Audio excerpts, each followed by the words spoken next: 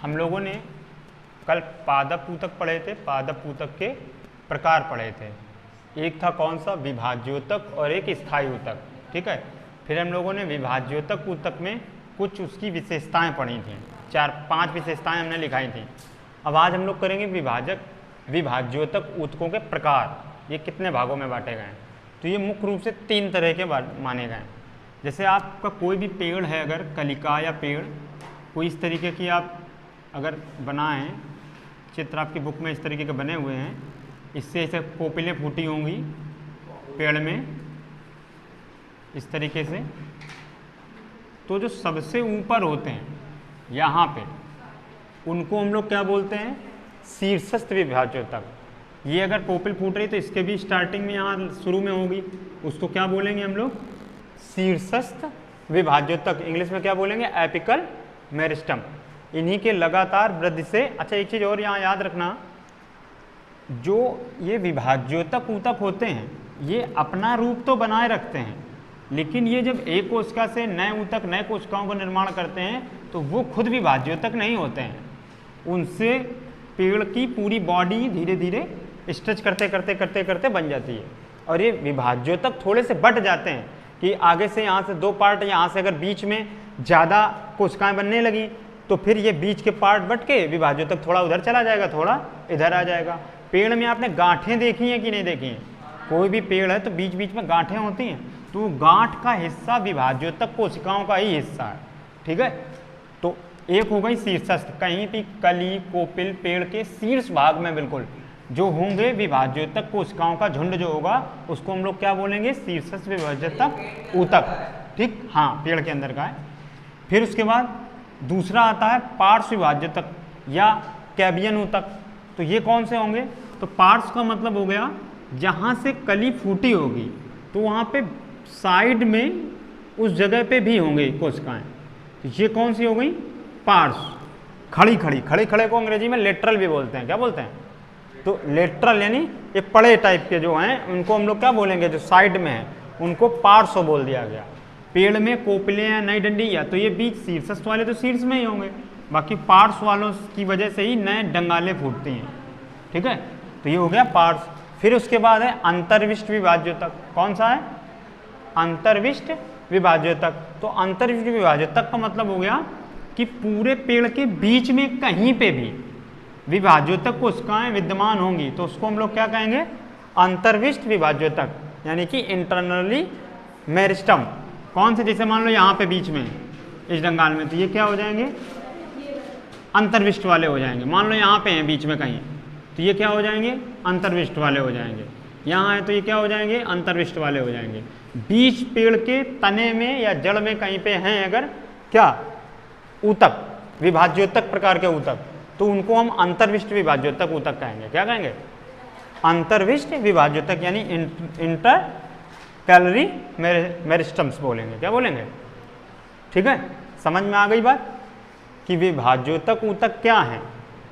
इन्हीं के कारण पेड़ में वृद्धि होती है, अगर ये नहीं होंगे तो पेड़ नहीं बढ़ेगा। अच्छा, कल हम लोगों ने जब विभाज्योतक कोशिकाओं के कुछ विशेषताएं की थी, उनका रिवीजन हो जाए। विभाज्योतक कोशिकाओं के क्या क्या थे विशेषताएं। नंबर 1, ये जो कोशिकाएं होती हैं ये बहुत घनी होती हैं। क्या होती हैं, घनी होती हैं। इनमें धानियाँ नहीं होती, या तो बहुत छोटी होंगी या तो अनुपस्थित होंगी।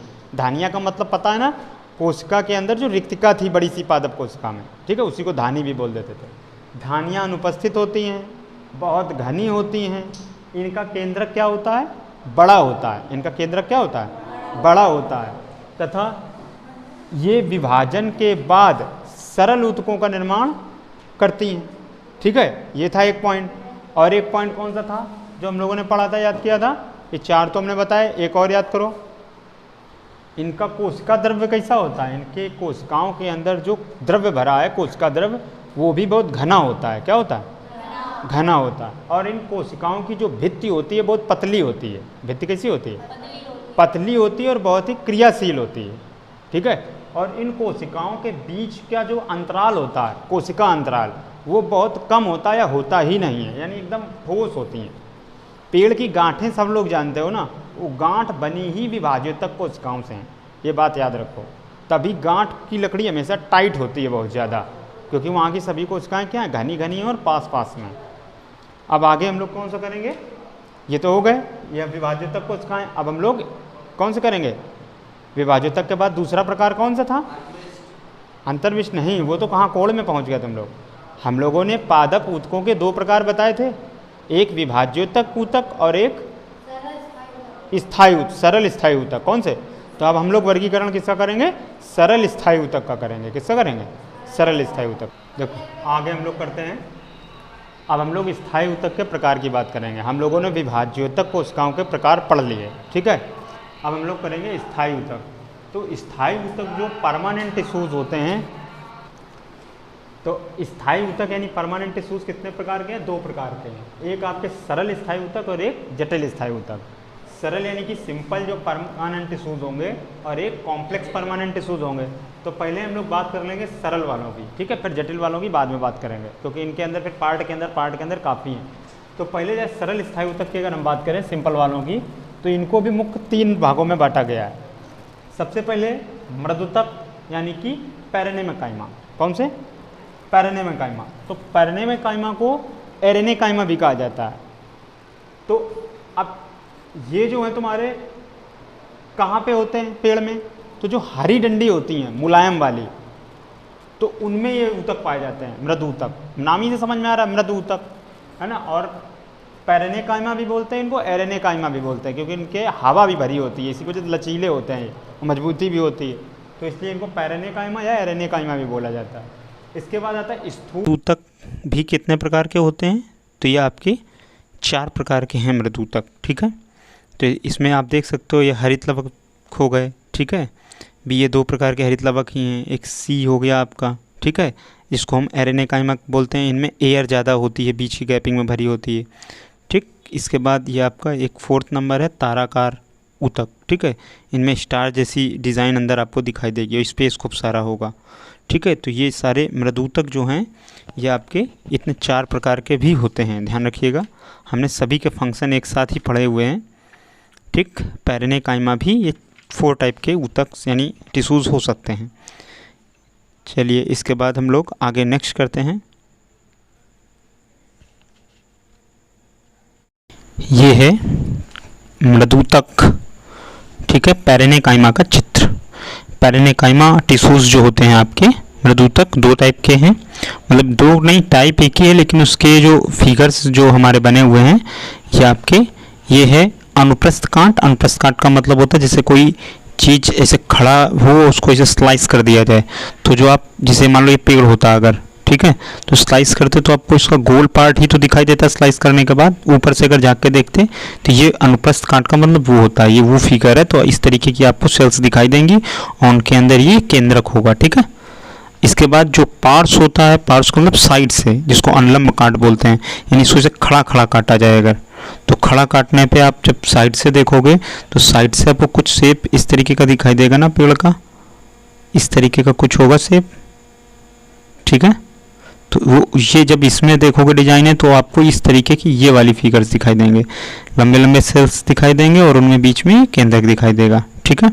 और ये देख सकते हो जैसे ये सेल्स हैं तो इनके बीच में ये गैपिंग है, ये क्या है, अंतरावकाशी जो है सेल्स, ठीक है।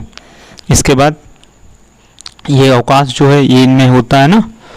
इसके बाद नेक्स्ट है रिक्तिकाएँ। रिक्तिकाएँ इनके अंदर होती हैं सेल्स में, देखिए ढेर सारी छोटी छोटी रिक्तिकाएँ। तो ये फिगर था आपका किसका, मृदु ऊतक का, ठीक है। अब इसके बाद हम लोग इसमें जानेंगे इनके जरा कार्य, मृदु ऊतक ऊतकों के कार्य भी जानेंगे हम लोग क्या होते हैं। आइए हम लोग जानते हैं मृदु ऊतक यानी कि जो पेरेनेकाइमा होते हैं टिश्यूज, उनके क्या क्या फंक्शंस हैं। तो देखिए पहला फंक्शन है इसका सबसे मेन, ये हम लोग चर्चा भी कर चुके हैं, है ना। मृदु ऊतक का मुख्य कार्य जो है वो जल और खाद्य पदार्थ में कौन से, मंड होगा, प्रोटीन और वसा को संचित करना इनका मुख्य कार्य है।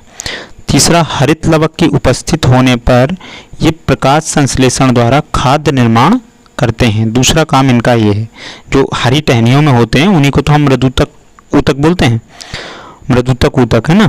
तो इसके बाद तीसरा क्या है, जलीय पादपों में वायुतक प्लवन और श्वसन में सहायता करना। तीसरा है, चौथा पार्ट है, चौथा अगर फंक्शन देखें तो क्या है, मछली तनी और पत्तियों में मृदुतक कोशिकाओं में श्लेष्मक जल अथवा रबर क्षीर एकत्र रहता है, जैसे नागफनी और घुइकर। घुइकर जो जिसको एलोवेरा बोलते हो, ये जितने पत्तेदार चौड़े पत्तेदार होते हैं वो एक पूरा वर्ग है, उसी को घुइकर या तो एलोवेरा उसी से बन गया। ठीक है, इनके अंदर एक द्रव जैसा जल जैसा होता है वो एकत्रित होता है। विभाजन वो इन्हीं कोशिकाओं के अंदर ही जमा होता है। फिर पांचवा है फंक्शन, विभाजन क्षमता के लौटने पर ये द्वितीयक वृद्धि व घाव भरने आदि के काम भी आती हैं। जैसे पेड़ में आपने छिलका से खरोंच दिया तो उसमें जो घाव जैसा हो गया वो फिर से रिकवर किसके द्वारा होगा, तो इन्हीं मृदुतक कोशिकाओं ऊतकों के द्वारा ही होता है। ठीक है, फिर छठा फंक्शन क्या है इसका, अधिक पानी सोखकर ये क्या करती हैं, स्फीत की अवस्था में रहती हैं। ठीक है, ट्रिजिट का मतलब होता है कि दृढ़ टाइट रहेंगी। इनकी जो कोशिकाएं कोमल भागों में यांत्रिक शक्ति प्रदान करती हैं, इनमें पानी भरा रहता है, इस वजह से टाइट रहती हैं, तो इस वजह से वो टहनियाँ लचीली तो रहती हैं, साथ में टूटती नहीं हैं। और सातवां है इसका, मृदुतक पानी और खाद्य के अनुप्रस्थ स्थानांतरण में सहायता करते हैं। अनुप्रस्थ स्थानांतरण समझ गए, यानी अगल बगल। ठीक है, जैसे अनुप्रस्थ कांट अभी हम लोगों ने देखी थी, तो दाएं बाएं की साइड जो है अपने जो है भोजन को स्थानांतरित करेंगी। ठीक है, ऊपर नीचे नहीं ले जाएंगी, दाएं बाएं, यानी चौड़ाई बढ़ेगी पेड़ की अगर ये होंगे तो। ठीक, ये हो गए कार्य किसके, मृदुतक के। हमने फिगर देख लिया और इनके फंक्शन भी देख लिए। स्थूल कोणों तक तो ये मृदु कोशिकाएं बदल के बाद में कोई डंगाल होती तो आगे हरी हरी होती है और फिर पीछे धीरे धीरे जैसे बढ़ने लगती तो पीछे कैसी काले कलर के या सूखे दूसरे रंग की हो जाती कि नहीं। तो यही मृदु ऊतक बदल के उनमें ग्लूकोज बदल जाता है सेलुलोज में। जो सेलुलोज और एक और प्रोटीन का नाम होता है तुम्हारा, उसका नाम है पेक्टिन। कौन सा है, पेक्टिन। सेलुलोज और पेक्टिन उनमें ज़्यादा जमा हो जाता है कोशिकाओं में, तो वो स्थूल कोणों तक कोशिकाएं कहलाने लगती हैं। उनको हम लोग कोलोनेकाइमा बोल देते हैं। क्या बोल देते हैं, स्थूल कोणों तक कौन होती हैं, मृदु ऊतक कोशिकाएं ही। हाँ, किसी भी पेड़, सबके लिए जनरल बात हो रही है। मृदु ऊतक जो कोशिकाएं हैं उनमें जब पेक्टिन और सेलुलोज ज़्यादा जमा हो जाता है तो वो कठोर हो जाती हैं थोड़ी, तो उनको हम लोग स्थूल कोतक या कोलोनाइमा ऊतक बोलते हैं। ठीक है, आइए अब हम लोग देखेंगे कौन सी, स्थूल कोण ऊतक यानी कि कोलोनाइकाइमा टिश्यूज।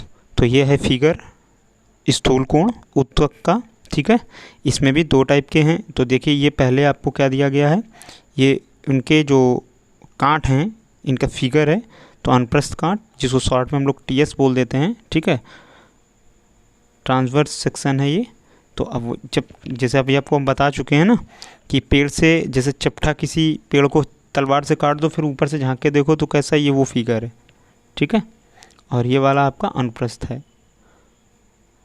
ठीक है, लैटिट्यूड खड़ा खड़ा। ठीक है, ट्रांसवर्स यानी इस तरीके से काटना और इसना यानी खड़े खड़े काटना, तो आपको इस तरीके की दिखाई देंगी। ठीक है, इनमें देखिए रसधानियाँ हैं। ठीक है, कोशिका द्रव भरा हुआ है और कोशिका भित्ति है, डबल लेयर में आपको दे रखा है, और इनके अंदर केंद्रक ये दिखाई दे रहे हैं। ठीक है, एक से ज़्यादा केंद्रक हैं, याद रखिएगा। तो ये स्थूल कोण ऊतक है, थोड़े से दृढ़ होते हैं ना, इनमें जो मटेरियल होता है, मंड होता है, पेक्टिन, वो इसमें और सेलुलोज ये जमा हो जाता है। पेक्टिन और सेलुलोज किसमें, मृदुतक में, तो उसी से जो है ये पेरेनेकाइमा से ही कोलोनेकाइमा बन जाती हैं। तो ये तो फिगर था। इसके बाद इनके भी हम लोग क्या कर लेते हैं, फंक्शन जान लेते हैं कि क्या क्या फंक्शन है इनके। तो क्या क्या फंक्शन है इसका, फर्स्ट फंक्शन है आपका, जो स्थूल कोण ऊतक हैं यानी कि आपके कोलोनेकाइमा टिश्यूज, इनकी उपस्थिति के कारण पादप के कोमल भागों में दृढ़ता और लचीलापन आ जाता है। ठीक है, ये जितने ज़्यादा रहेंगे तो उतना लचीलापन और दृढ़ता भी रहेगी। लचीलापन तो आपके जो है उनकी वजह से भी था, पेरेनेकाइमा की वजह से भी, लेकिन कोलोनेकाइमा से कुछ दृढ़ता ज़्यादा आ जाती है। और मृदुतक की तरह यह भी पादपों को यांत्रिक सहायता प्रदान करते हैं। वो भी यांत्रिक सहायता प्रदान करते थे, ये भी करते हैं। तीसरा पॉइंट क्या है, जब इनमें हरित लवक पाया जाता है तब यह भोजन के निर्माण में सहायक होते हैं। ठीक है, क्योंकि ये धीरे धीरे मृत होने लगते हैं ना, तो इस वजह से इनमें सब में हरित लवक हो जरूरी नहीं है।